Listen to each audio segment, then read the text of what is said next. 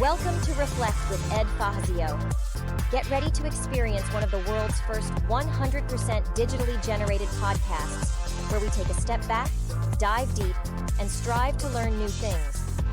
Join us as we unpack thought-provoking ideas, personal reflections, and inspiring stories to help you stay in the know.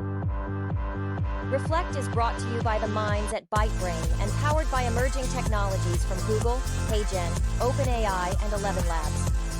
Thanks for tuning in. Now, relax and prepare to reflect.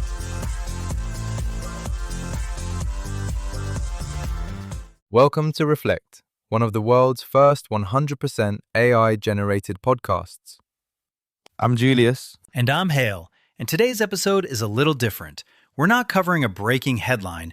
We're reflecting on something that was written before the headlines caught up to it. A year ago, April 26, 2025, Ed Fassio published a book called Tell Me Something Good.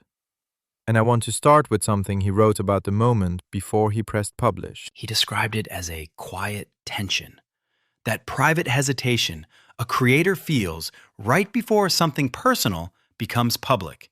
He wondered whether people would read the book for what it was or flatten it into something opportunistic. Because AI was already pulling attention, and a book with AI anywhere near the premise could easily get reduced to a trend object, a stunt, a person trying to capitalize on the moment. But that's not what the book was.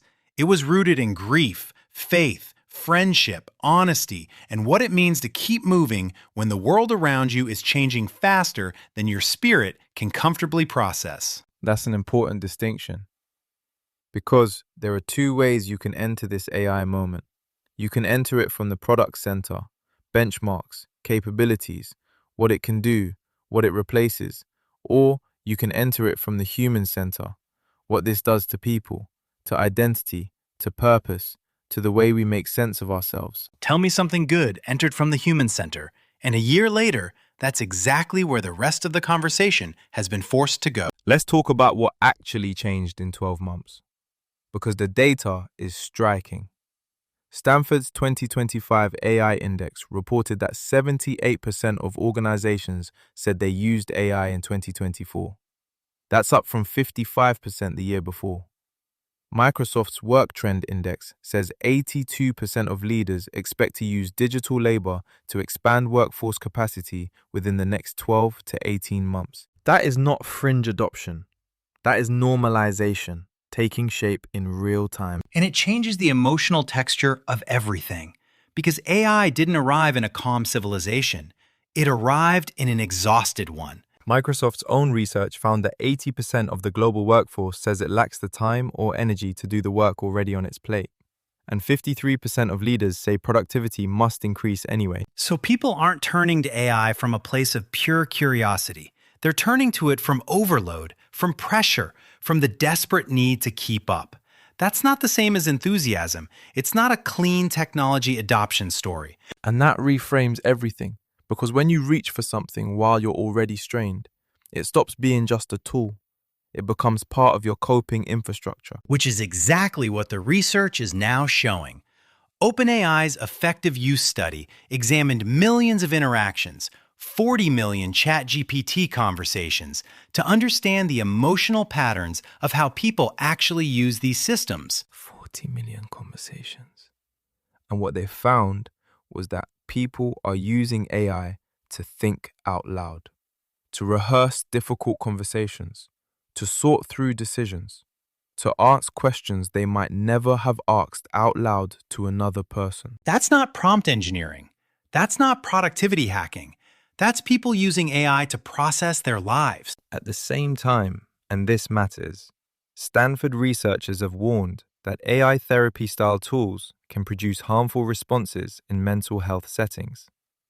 The same emotional intimacy that makes these systems feel useful can also make them dangerous if they drift from reflective aid into emotional substitute. So the culture is learning two uncomfortable truths simultaneously. One, these interactions can feel deeply personal and genuinely helpful. Two, personal does not automatically mean safe. That tension is one of the most important things the book seems to have sensed early. It wasn't saying machines had become human. It was asking what happens when humans begin relating to machine intelligence in deeply personal ways. There's a difference, and it's a serious one. One is about the machine. The other is about us. Now let's talk about the labor piece, because that's where a lot of people feel the pressure most concretely. The World Economic Forum says 39% of workers' existing skills are expected to be transformed or become outdated by 2030. That's not a distant projection anymore. That's 4 years away. Anthropic's March 2026 labor market research is worth sitting with. They didn't find a mass unemployment event, no single dramatic cliff. But they did find tentative signs that hiring for workers aged 22 to 25 in highly exposed white-collar roles has slowed. An average 14% drop in job-finding rates compared to 2022. That's the kind of change people feel before they can describe it. It doesn't make a clean headline. It just makes early career life feel quietly harder than it used to.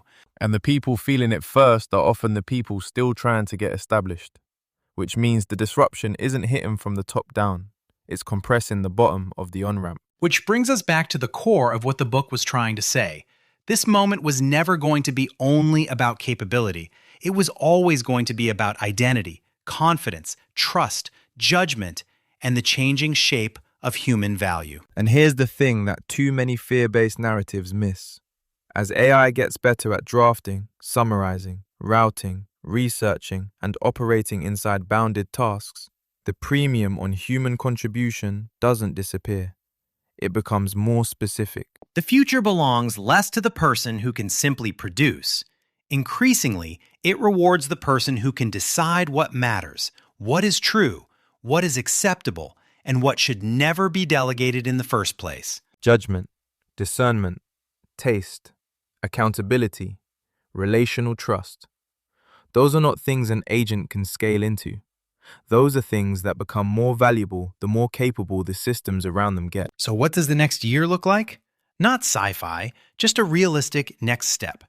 Gartner has said that 40% of enterprise applications will include task-specific AI agents by the end of 2026, up from less than 5% in 2025.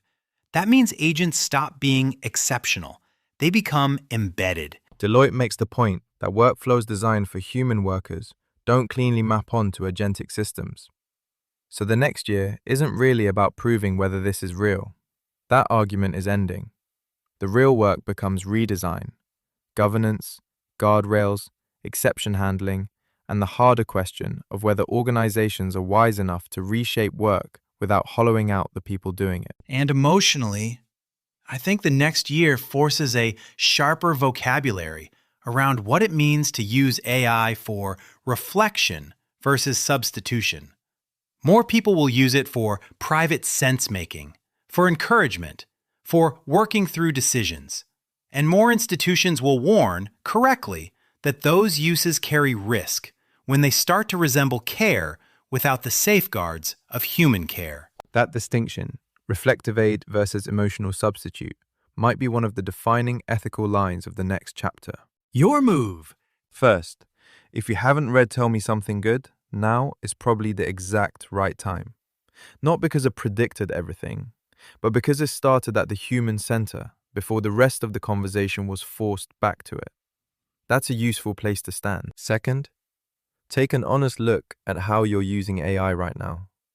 Are you using it from curiosity or from exhaustion? That distinction matters, because the way you enter the relationship shapes what you get out of it. Third, think seriously about which of your skills are judgment skills, not production skills, judgment skills. The ability to decide what matters, what's true, what's worth making. Those are the ones worth investing in right now. AI will not replace them. It will amplify the gap between people who have them and people who don't. And fourth, if you're a leader or a manager, watch how your team is actually using these systems. Not the official use cases, the real ones, the emotional ones, the ones happening at 11 p.m. on a Sunday when someone is trying to figure something out.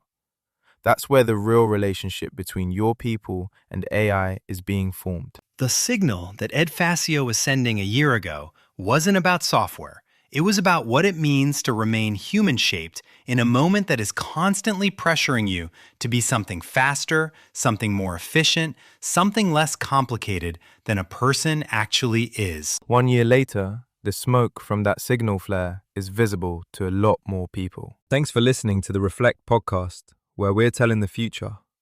Are you in it? Visit reflectpodcast.com and share your story. And hey, if you're listening to this on an AI that runs completely on your phone with no signal required, Ed would probably say that's exactly the kind of thing he saw coming. In the cyber ocean of online voices and recycled content, something different has arrived. Reflect isn't just another podcast, it's the future of storytelling, powered entirely by AI. From curating data to assembling thought-provoking ideas, we've redefined how journeys are told. Reflect is a podcast that thinks, learns, and evolves with each episode.